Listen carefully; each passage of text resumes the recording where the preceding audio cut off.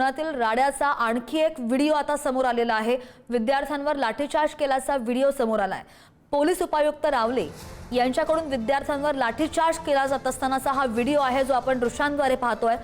COP कॉलेजच्या वसतिगृहाबाहेर पोलिसांकडून लाठीचार्ज केला गेला आणि पोलिसांनी केलेल्या लाठीचार्जवरून बाळासाहेब थोरात बरेच आक्रमक झालेले आहेत।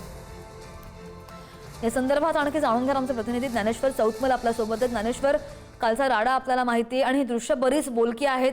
सरळ सरळ पोलीस लाठीमार करताना या विद्यार्थ्यांना पाहायला मिळतात, आंदोलकांना पाहायला मिळतात।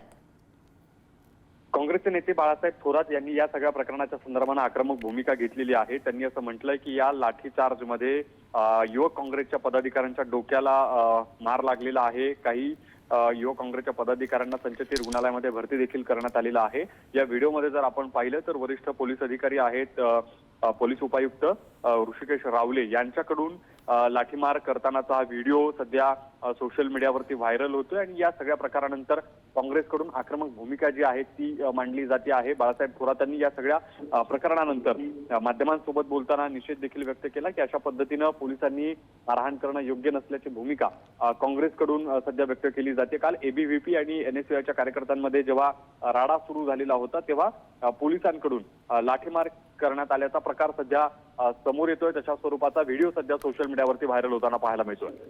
अगदी पोलिसांकडून या संदर्भात काय स्पष्टीकरण येतं याचं अपडेट घेऊ। धन्यवाद दिलेल्या माहितीसाठी।